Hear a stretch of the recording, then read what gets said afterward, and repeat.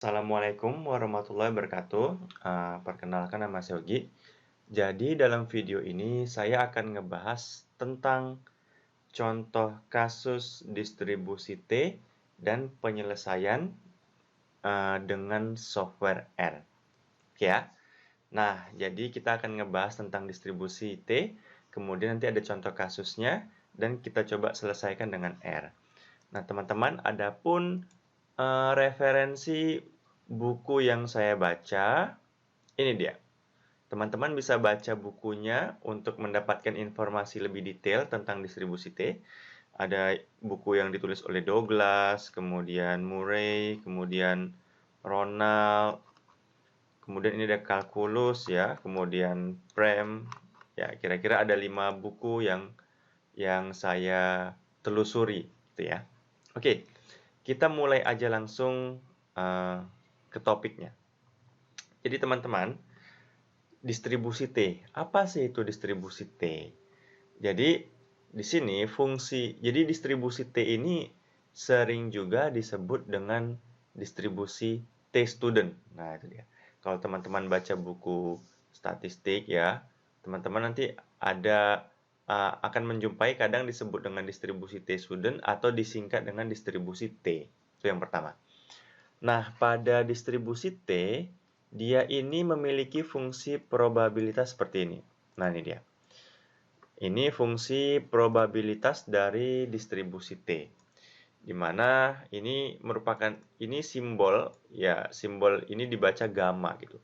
Jadi fungsi probabilitas dari distribusi T itu gamma itu K tambah 1 dibagi 2, kemudian dibagi akar pi dikali K, kemudian hasilnya dikali dengan gamma K per 2, kemudian kita kalikan 1 dibagi ini X kuadrat dibagi K, kemudian kita tambahkan dengan 1, hasilnya dipangkatkan K tambah 1 per 2.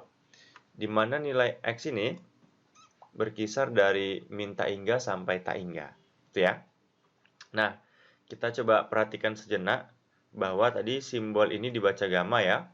Kemudian huruf K ini menyatakan derajat bebas atau degree of freedom, derajat bebas. Nah, pada distribusi T ini menariknya nilai rata-ratanya atau nilai min-nya itu sama dengan 0 ya. Perlu diingat pada distribusi T, nilai rata-ratanya itu sama dengan 0 atau mu-nya sama dengan 0.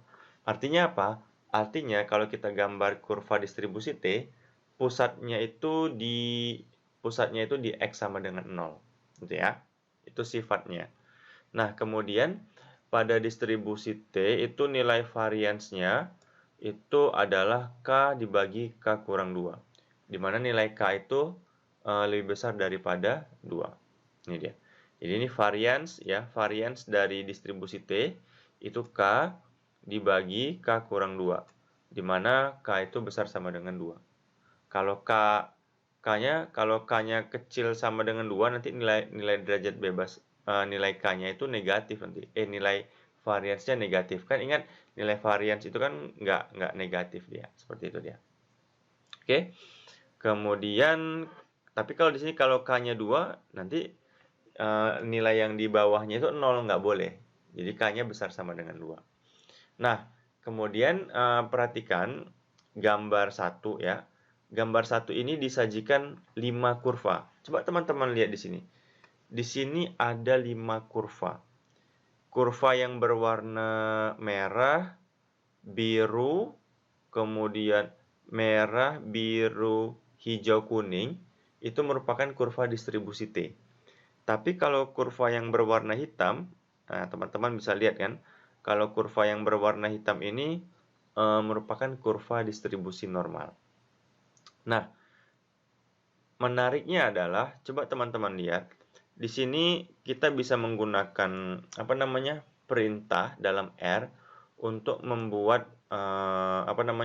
kurva distribusi.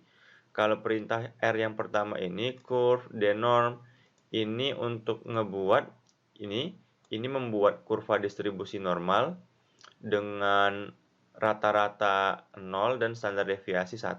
Ini dia. Jadi dia hasilnya warna hitam. Kalau kita hilangkan misalkan ini dia.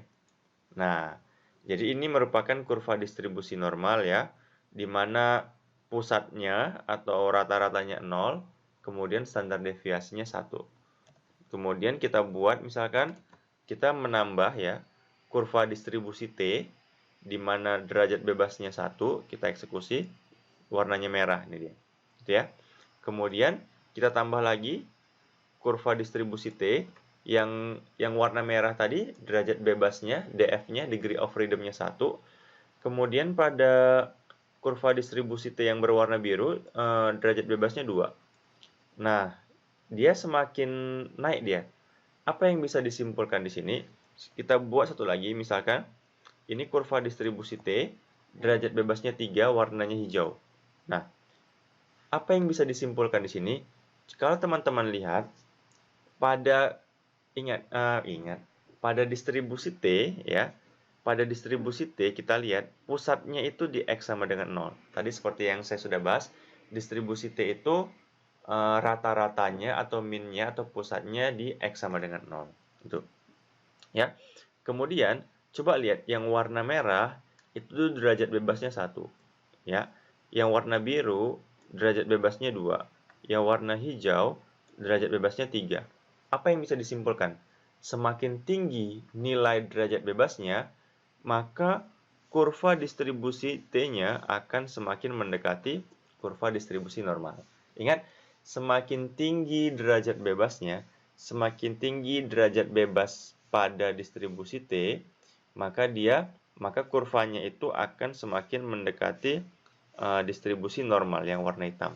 Kalau kita tambah lagi kalau kita tambah lagi distribusi T dengan derajat bebasnya 25, warnanya kuning, maka dia akan tuh yang warna kuning kan hampir mepet dengan kurva yang warna hitam. Karena derajat bebasnya semakin besar, maka kurva distribusi T-nya akan semakin mendekati kurva distribusi normal. Paham ya? Paham. Nah, ini dia. Ini kan? Perhatikan bahwa 5 kurva pada gambar 1 memiliki pusat X sama dengan 0. Gitu ya. Sebagaimana pada uraian sebelumnya, rata-rata dari distribusi T sama dengan 0. Ya, terlihat dari kurvanya kan ini kan pusatnya atau rata-ratanya sama dengan 0. Gitu ya. Oke, mantap. Yang warna merah sudah saya jelaskan. Nah, kemudian di sini dia. Berdasarkan gambar 1, yang gambar ini tadi, kita bisa menyimpulkan bahwa semakin besar nilai derajat bebas, maka kurva distribusi T akan semakin mendekati kurva distribusi normal standar. Nah, teman-teman, kurva distribusi normal standar itu pada kurva distribusi normal standar itu memiliki nilai rata-rata 0 dan standar deviasi 1. Nah, ingat pada distribusi normal standar memiliki nilai rata-rata 0 dan standar deviasi nilainya 1.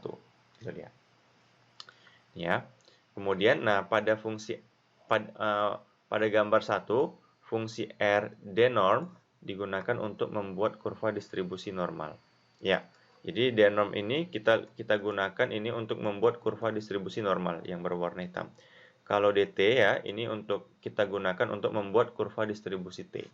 Seperti itu. Nah, ini statement di buku Douglas saya kutip. Dia bilang semakin tinggi nilai derajat bebas ya menuju tak hingga atau semakin besar itu, maka kurva distribusi T akan mendekati distribusi normal standar. Distribusi T akan mendekati distribusi normal standar. The limiting form ya. Bentuk limit dari distribusi T akan menuju ke distribusi normal standar atau mendekati. Oke ya. Oke, paham ya? Paham. Nah, sekarang kita mau ngebahas menghitung nilai ordinat, gitu ya. Jadi misalkan diberikan distribusi T ya, ini contoh distribusi T dengan derajat bebasnya 100 ya, ini contoh aja. Ingat bentuk dari kurva distribusi T itu bentuknya itu dipengaruhi oleh derajat bebasnya. Kalau derajat bebasnya semakin tinggi, maka dia bentuknya akan semakin mendekati distribusi normal, seperti itu dia. Nah, kalau di sini kita akan menghitung nilai ordinat pada X sama dengan 0. Jadi kalau kita lihat gambar ini, X sama dengan 0, kalau kita tarik garis vertikal ke atas ini ya, yang warna kuning, kita itu mau menghitung ketinggiannya berapa. Ya, berapa sih tingginya di X sama dengan 0. Ini kan jadi kurva distribusi T dengan nilai derajat bebas 100. Akan dihitung nilai ordinat pada X sama dengan 0. Nilai ordinat itu maksudnya ya jarak vertikal ini pada X sama dengan 0. Berapa sih jarak yang warna kuning ini? Dari bawah ke atas. Nah, untuk menghitung ini, kita bisa menggunakan fungsi probabilitas dari distribusi T, seperti ini. Ya, kemudian kita tahu bahwa kita mau menghitung X sama dengan 0. Sorry, ini kita ganti, ya. Kemudian, nah ini kan tadi fungsi probabilitas dari distribusi T. Kita ganti K-nya sama dengan 100, ini dia 100. Satunya sudah ketentuan dibagi 2. Kemudian K-nya tadi 0 ya. Di sini kita ganti ini kan ini K-nya kok 0, K-nya 100. Ya ini Pi dikali 100, ini dia. Kemudian gamma K per 2, oke. Kemudian di sini X-nya, nah di sini X-nya 0, 0 kuadrat di sini kan. 100, kemudian K-nya, oke Pak. Kemudian dari sini kita hitung, dapatlah nilai ordinat dari distribusi T pada X sama dengan 0, 0,3979462 atau 0,397. Jadi jarak vertikalnya itu pada X sama dengan 0 itu 0,397. Gitu ya. Nah, kita bisa menghitung dengan R. Ini untuk perhitungan dengan R seperti ini. Ya, K sama dengan 100, X-nya sama dengan 0. Nah, kemudian kita hitung A-nya dulu. Ada ini gamma, ini fungsi gamma ya. Jadi kalau kita hitung, ini dia, 0,397. Nah, misalkan kita tertarik, kalau kita mau menghitung nilai ordinat pada X sama dengan 3, otomatis ini kan jaraknya kecil dia kalau X sama dengan 3. Coba kita ganti kalau X-nya sama dengan 3. Pasti nilainya lebih kecil dari 0,397. Kita eksekusi dengan R. Nah, 0,005. Semakin mendekati 0. Kalau pada saat X-nya sama dengan 4, wow, makin kecil lagi. Nah, 0,002. X-nya sama dengan 100. Mungkin 0 mungkin ya, atau 0,00. Nah, nggak bisa, udah sangat kecil dia. Atau misalkan kalau X-nya sama dengan 5 misalkan. 0,000 gitu dia. Nah, itu dia. Tapi yang paling tinggi kan puncaknya itu kan kalau X-nya sama dengan 0. Nah, ini puncaknya. Jadi ini tinggi yang paling puncak dia. Jadi nilainya tadi berapa? 0,397. Itu dia. Ini kalau ngitung secara manual ya. Kalau kita menghitung dengan R, kita bisa menggunakan fungsi dt. Jadi di sini kita bisa, nah ini dia, dt. Kita mau menghitung nilai ordinat pada X sama dengan 0, di mana derajat bebasnya 100. Ini mau menghitung nilai ordinat pada distribusi T, kita eksekusi, maka dapatnya 0,397. Sama nggak dengan hasil perhitungan manual? Sama dia. Mantap kan? Keren, seperti itu dia. Nah, teman-teman di sini kita sudah paham tadi ya, distribusi T tadi kita mau nge-review sebentar, ngerangkum. Jadi pada distribusi T itu pusatnya atau rata-ratanya itu di X sama dengan 0 gitu ya. Kemudian semakin besar nilai derajat bebasnya, semakin tinggi nilai derajat bebas pada distribusi T, maka kurvanya itu akan semakin mendekati distribusi normal gitu ya.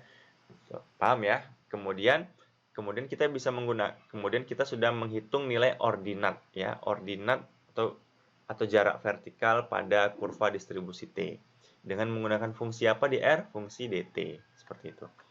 Nah, sekarang misalkan diberikan distribusi normal standar.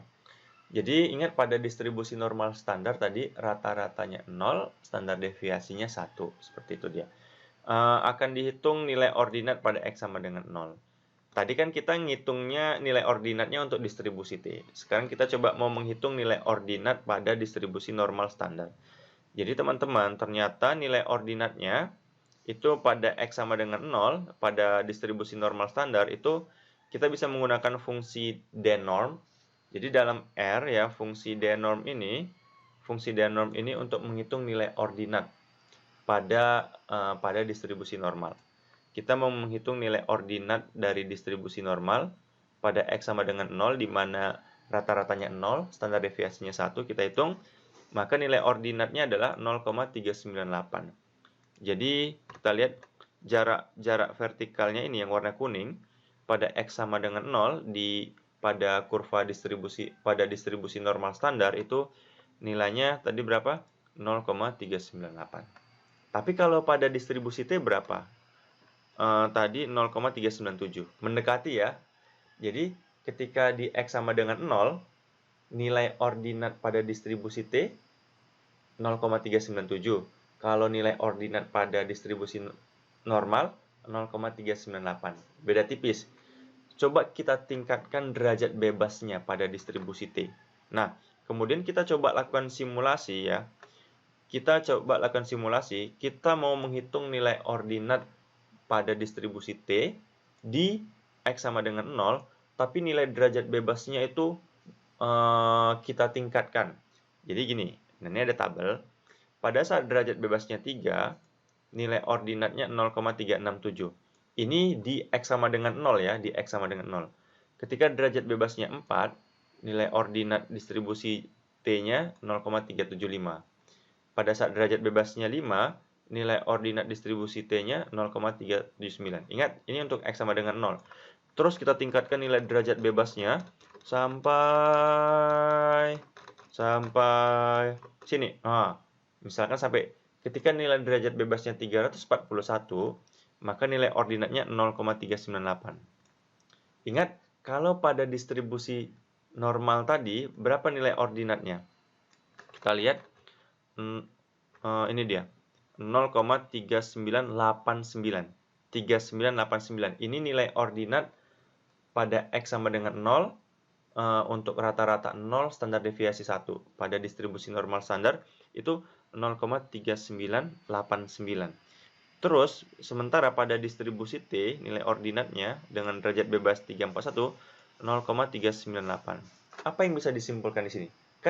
Jadi yang bisa disimpulkan adalah dapat dilihat bahwa semakin tinggi nilai derajat bebas, maka nilai ordinat pada distribusi T akan semakin mendekati nilai ordinat pada distribusi normal standar. Ini contoh kasusnya pada X sama dengan 0. Benar kan? Ketika derajat bebasnya 341, ini kan 0,3986. Kan dia mendekati nilai ordinat distribusi normal 3989. Seperti itu dia. Nah, ini perintah R-nya, ya kalau untuk membuat tabel yang tadi, kita agak sedikit melakukan pengkodean yang memutar otak. Di sini kita gunakan, ini perintah R yang saya buat. Ya, kita eksekusi. Kemudian kita eksekusi. Nah, di sini kita dapat nih. Di sini ada derajat bebas. 3, 4, 5, 6 nih ordinatnya. Baru ini perintah untuk mencetak ke dalam Excel, maka muncullah tabel dalam Excel seperti ini. Nah, ini dia, seperti ini ya. Itu ya. Nah, ini dia. Oke, teman-teman, demikian penjelasan dari saya. Nantikan video part keduanya. Mohon maaf atas segala kekurangan. Assalamualaikum warahmatullahi wabarakatuh.